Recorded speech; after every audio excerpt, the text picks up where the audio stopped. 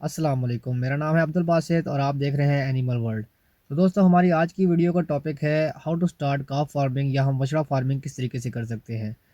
तो इस वीडियो में हम आपको ए टू जी सारी मालूमात देंगे कि आप बछड़ा फार्मिंग किस तरीके से कर रहे हैं। जो शौकीन हजरात ये कारोबार करना चाहते हैं और उनके जहन में सवालात हैं कि हम किस तरीके से करेंगे, हमें कितनी इन्वेस्टमेंट चाहिए होगी और हमें क्या तरीके अपनाने पड़ेंगे काफ फार्मिंग के लिए, तो हम इंशाल्लाह उनके सारे सवालात का जवाब देंगे। और अगर बाकी भी वीडियो देख के उनके जहन में कोई सवालात बचते हैं तो वो हमारे कमेंट सेक्शन में लाजमी अपने सवालात कमेंट करें। इंशाल्लाह हम उनका भी जवाब उनको लाजमी देंगे। तो इसके साथ साथ दोस्तों, मैं आपको बताता चलूँ कि इंसानी ज़िंदगी में गोश्त की क्या इंपॉर्टेंस है और गोश्त की पैदावार को क्यों बढ़ाना चाहिए।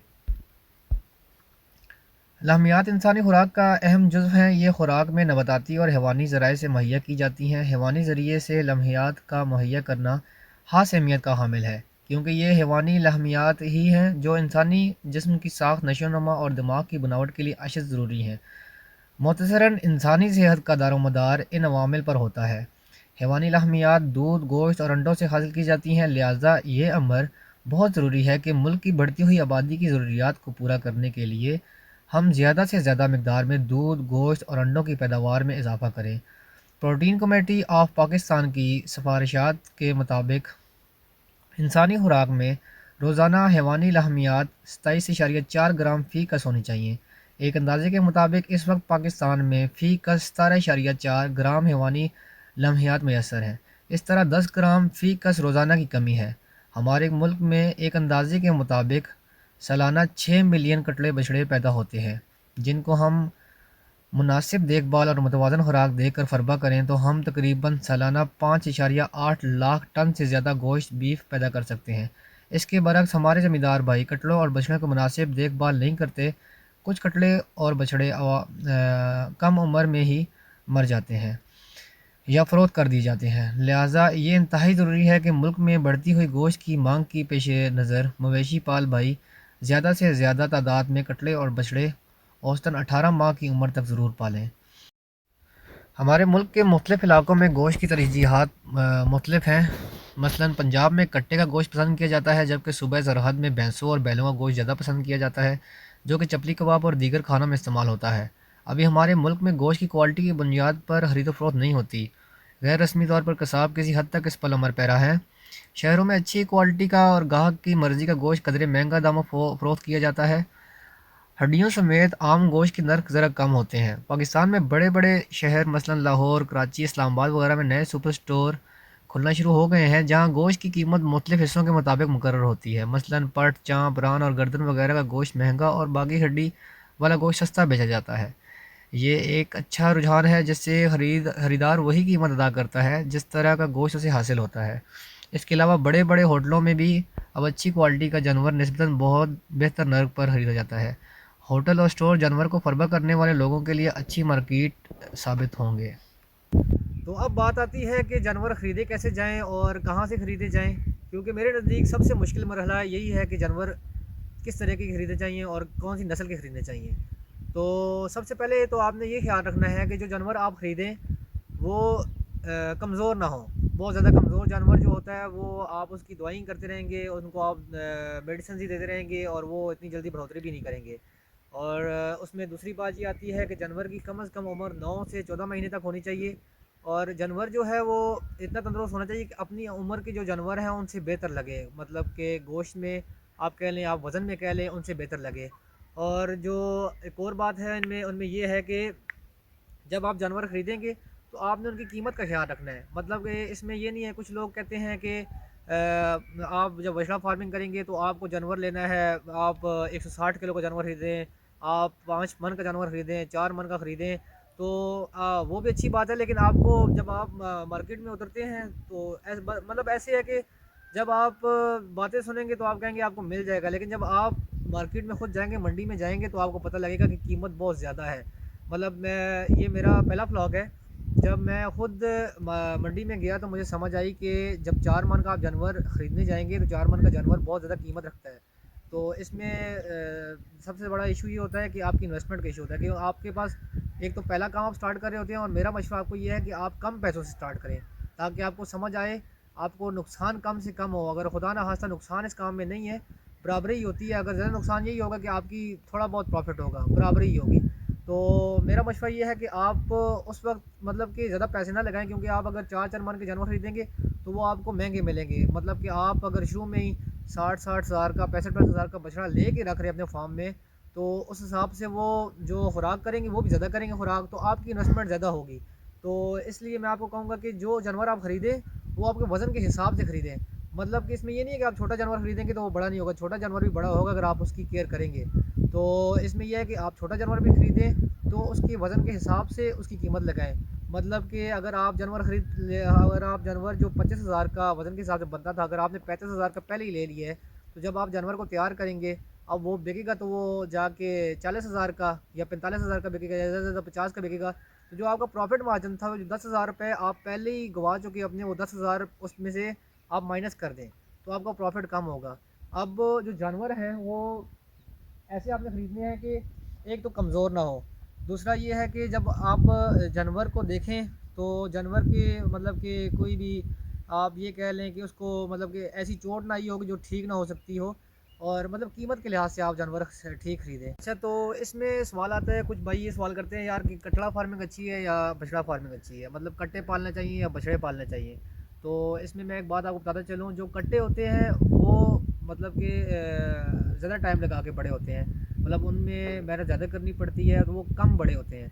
जो बछड़े हैं वो ज़्यादा बड़े होते हैं, और उनमें मज़े की बात यह है कि क़ुव्वत मुदाफ़ा ज़्यादा होती है। मतलब कि वो जो बीमारी से लड़ने की उनकी सलाहियत होती है वो ज़्यादा होती है, तो उनमें नुकसान का चांस कम होता है। इसलिए मेरा मशवरा तो आपसे ये है कि आप बछड़ा फार्मिंग, अगर नए बंदे हैं आप, तो वो बछड़ा फार्मिंग करें। और दूसरी बात ये है कि आपने जब जानवर लाने हैं अपने फार्म में, मतलब आपने ख़रीद लिए जानवर, अब दूसरा काम ये आता है कि आपने मतलब उनको फार्म में लाना है, तो आप उनको कम से कम, जो आपके अगर पुराने जानवर हैं उनसे 10-15 दिन दूर रखें। मतलब दूर ऐसे रखें कि पहले तो उनकी डिवर्मिंग होगी, डिवर्मिंग करके आपने उनको डिवर्मिंग दो तरीके से होती है। मतलब एक ओरल डिवर्मिंग होती है जो आप मुंह के ज़रिए दवाई उनको देते हैं, और एक होती है इंजेक्शन के ज़रिए। ठीक है, तो आपने मतलब कि दोनों करनी है। एक मैं अपने फार्म में जितने भी मेरे जानवर हैं, मैंने दोनों डिवर्मिंग की है उनकी, मतलब ओरल डिवर्मिंग भी की है और साथ में दूसरी डिवर्मिंग भी की है। मेडिसिन मैं आपको इंशाल्लाह लिंक में बताऊँगा, और उसमें दोनों डिवर्मिंग लाजमी है। वो दोनों डिवर्मिंग मतलब मैं, अब आपका प्लान जो होता है वो प्लान ये है कि आपने कितना अर्सा रखने हैं बछड़े। मैंने 4 महीने रखने हैं, तो एक दफ़ा डिवर्मिंग करके, और ये मतलब कि बार बार डिवर्मिंग नहीं करनी आपने, एक दफ़ा डिवर्मिंग करके बेस्ट है, आपने डिवर्मिंग कर ली तो। क्योंकि डिवर्मिंग से ये होता है कि इनके जो अंदर के मतलब कीड़े वगैरह होते हैं वो मर जाते हैं, और वो जितना खाना खाएंगे फिर इनको उनको लगेगा खाना, मतलब ये जितनी खुराक करेंगे उतनी उतनी जल्दी मोटे होंगे, बड़े होंगे, जिस काम के लिए आपने रखे हैं उस काम के लिए होंगे। तो आपने जब इनको अपने फार्म पे लाना है तो 10-15 दिन को इनको अलहदा खुराक देनी है। मतलब कि क्योंकि ये जब पीछे से आते हैं किसी और मालिक के पास से आएंगे, तो ये वनडे वनडे मतलब ये इनकी आदत वंडा खाने की नहीं होगी, क्योंकि तो आपने तो आगे इनको वनडे में पालना है, आपने इनको जल्दी जल्दी बड़ा करना है। तो ये इनको आप मतलब कि चोकर वगैरह दें, भूसे में चोकर मिला के दें, और मतलब जो आम लोग करते हैं इनकी खुराक वो करनी है आपने।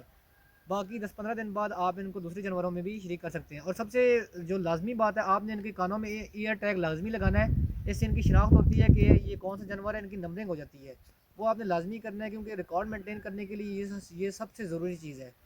आपने एक और बात का ख्याल लाजमी रखना है कि इनको, क्योंकि ये वनडे में पल रहे हैं और इनकी खुराक मतलब कि दूसरे जानवरों से ज़्यादा है, मतलब आम पलने वाले जानवरों से ज़्यादा है। तो आपने इनको जो पानी की फराहमी है, 24 घंटे ताज़ा पानी की फराहमी रखनी है। उससे ये होगा कि आपका जानवर जो है वो टाइम बाय टाइम अच्छे तरीके से गोश्त हासिल करेगा। और दूसरी बात यह है कि जो आपने 10-15 दिन इनको दूर रखना है, मतलब दूसरे जानवर से दूर रखना है, उसमें एक और वजह ये भी है कि अगर पीछे से कि कोई बीमारी अपने साथ लेके आते हैं, तो ये बीमारी मतलब आप इनका ट्रीटमेंट करेंगे तो दूसरे जानवरों को इनकी बीमारी नहीं लगेगी। और एक और बात यह है कि आपने मतलब गलगुट्टू वगैरह की जो वैक्सीन वगैरह होती हैं वो लाजमी करनी है, क्योंकि कोई ऐसा सीज़न होता है बीच में, जैसे अभी हमारा सीज़न जो गलगुट्टू और मुँह खुर की बीमारी है, वो फरवरी के लास्ट में आती है बीमारी। तो उसका हमने तो ये है कि इनको इंजेक्शन लगवा लिए थे। तो इसमें बेहतर हाल ये है कि आप जो महकमा पंजाब का लाइफ स्टॉक स्कीम है, आप उसमें डिपार्टमेंट है और उसमें लाजमी रजिस्टर हो, सिंपल सा काम है, आप उनका जो नंबर है, कॉन्टैक्ट नंबर है, उस पे कॉल करें और रजिस्टर हो जाएँ। तो उसमें ये है कि उनका जो पंजाब गवर्नमेंट का जो डॉक्टर है वो फ्री आके आपकी वैक्सीनेशन करके चला जाएगा।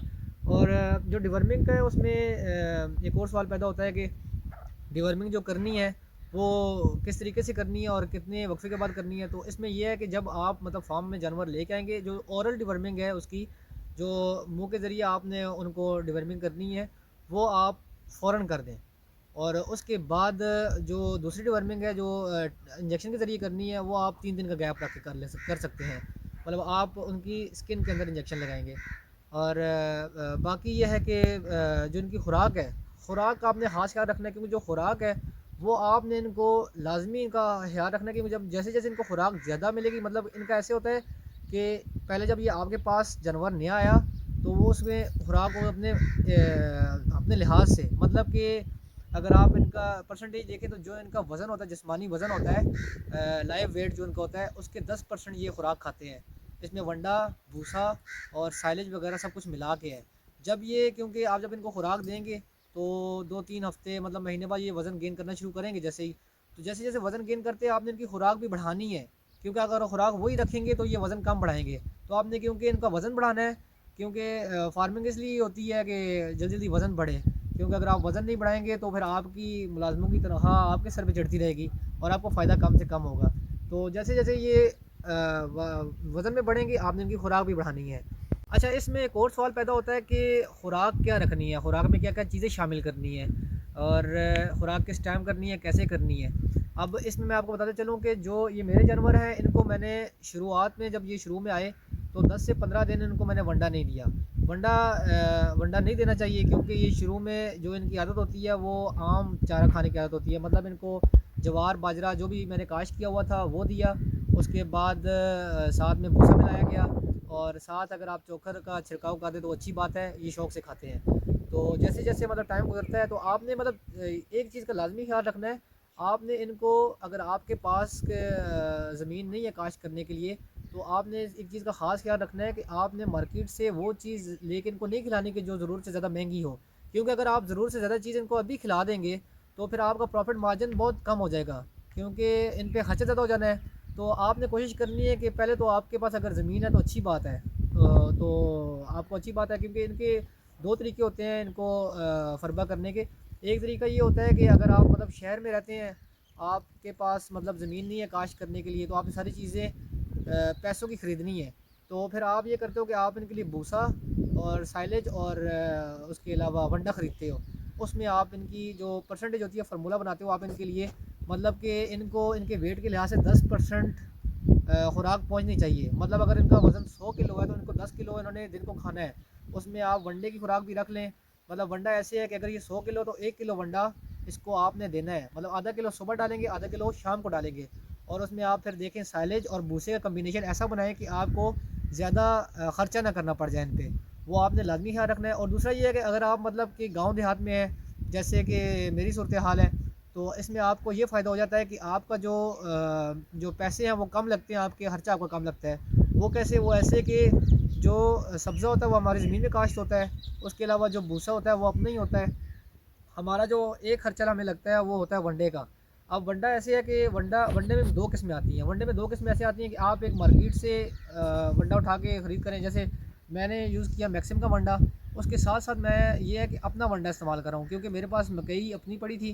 तो मैंने एक अपना वनडे का फार्मूला बनाया, जिसमें आपने सुना होगा, यूट्यूब वीडियोज़ में आप देखते ही रहे होंगे कि आप मकई, चोकर, राइस पॉलिश और बाकी अगर आप चीज़ें मिलाना चाहते हैं तो आपकी मर्ज़ी है। मैंने बस ये चीज़ें 3 चीज़ें मिलाई हैं आपस में, मतलब कि एक-एक मन करके, मतलब 3 मन हो जाएगा ये। तो आपने जो ज़रूरत है उसके लिहाज से मतलब कि इनको डालना है। मतलब कि वो तो जो ये मतलब पूरा वंडा है ये, ठीक है? ये पूरा वंडा है, इसको फिर आपने उस लिहाज से डालना है जिस लिहाज से ये मतलब उनकी जिस्मानी वज़न है, जो मैंने आपको अभी बताया है पहले फार्मूला, उस हिसाब से डालना है। और दूसरी चीज़ ये है कि आपने नमक ज़रूर लेके रखना है, इनकी खुरलियों में नमक लाजमी रखना है, क्योंकि ये जैसे जैसे खाएंगे उसके बाद ये नमक भी इस्तेमाल करेंगे, तो इनका ये होगा कि उसके बाद पानी पियेंगे और ये उसके उसके साथ हेल्दी रहेंगे। अच्छा, जो इसमें अब नए फार्मर हैं उनके लिए ज़हन में एक सवाल आता है कि जो फार्म आपने कटड़े और बछड़ों को पालने के लिए बनाना है वो किस तरीके का होना चाहिए। तो मैं आपको बताते चलूँ कि जो फार्म है वो आपका इस तरीके का बना होना चाहिए कि उसमें जो जो खाने जो उनकी खुराक का इंतज़ाम है, जहाँ पे आपने खुराक डालनी है, वो इस तरीके की होनी चाहिए कि इनको कोई दुश्वारी पेश ना हो, 24 घंटे वो वहाँ जाके खुराक कर सके अपनी। और दूसरा ये है कि फार्म की तमीर इस तरीके से करनी है कि अगर बारिश हो तो पानी ना खड़ा हो किसी जगह पे भी। और बिजली और जो पानी है उसकी सहूलत आपको 24 घंटे मैसर हो। और अगर साथ जो आपका फार्म है उसको सड़क लगती है तो ये और अच्छी बात है। बाकी एक और चीज़ जो बहुत ज़रूरी चीज़ है वो है सूरज की रोशनी। जो शेड की लंबाई है और चौड़ाई है वो इस हिसाब से रखेंगे, जो सूरज की रोशनी है वो आपके शेड में अगर पड़ सकती है तो अच्छी बात है, क्योंकि इससे जो होता है जो शेड होता है वो आपका साफ़ रहता है। उसमें मतलब कि जो सूरज की रोशनी इसलिए ज़रूरी है कि वो जब जानवर बाहर जाते हैं तो आप जब खिड़कियाँ और दरवाज़े खुले रखते हैं तो उसमें जो होता है जरासीम होते हैं वो मर जाते हैं। और दूसरा ये है कि अगर आपके जो शेड के इर्द गिर्द मतलब अगर दरख्त वगैरह हैं तो ये और अच्छी बात है, क्योंकि इससे ये होता है कि जो गर्मियों में एक तो आपको साया मिलता है और जो सर्दियाँ हैं उनमें आपको जो ठंडी हवाएं हैं वो डायरेक्ट हिट नहीं करती आपके जानवरों को आके। उससे आपके जानवर जो है सर्दी से बचे रहते हैं। और उसके बाद अगर आपको मैं शेड की तामीर बताना चाहूँ कि जो हजरात अभी शेड जिन्होंने नहीं बनाया वो अगर शेड बनाना चाहते हैं तो उनके लिए ये है कि शेड की तामीर पर बहुत खर्चा करना ठीक नहीं है, क्योंकि अगर आप पैसे ज़्यादा से ज़्यादा शेड पे लगा देंगे तो आपने, क्योंकि शेड आपको मुनाफा नहीं देगा, जो मुनाफा देने वाली चीज़ है वो आपके जानवर हैं।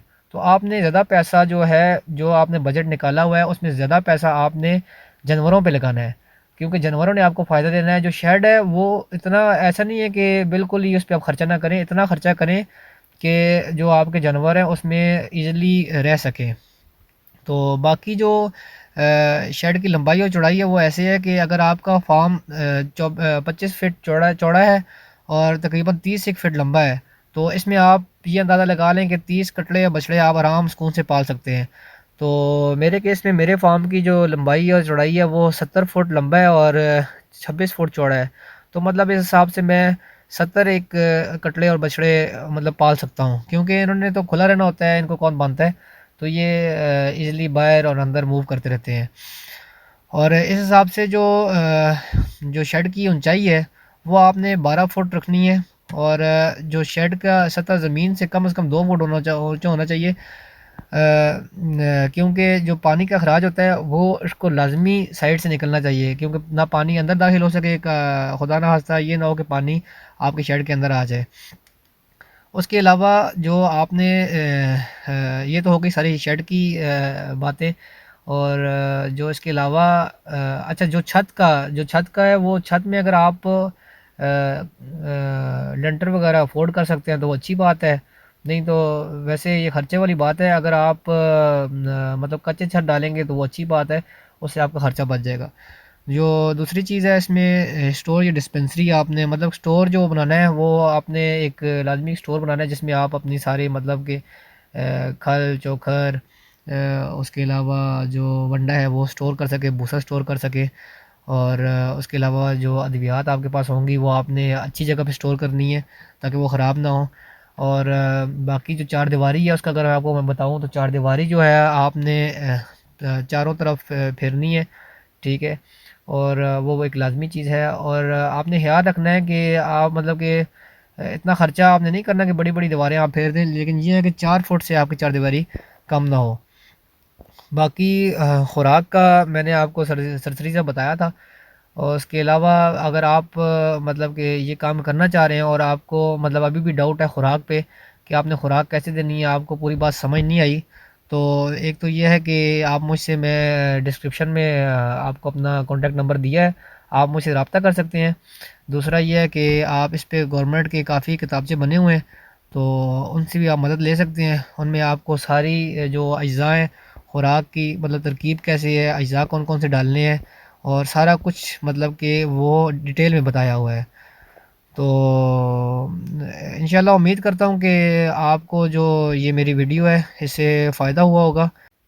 अब बात कर लेते हैं मुनाफे की, क्योंकि बहुत से भाइयों के जहन में ये होता है कि इस कारोबार से हमें कितना मुनाफा होगा।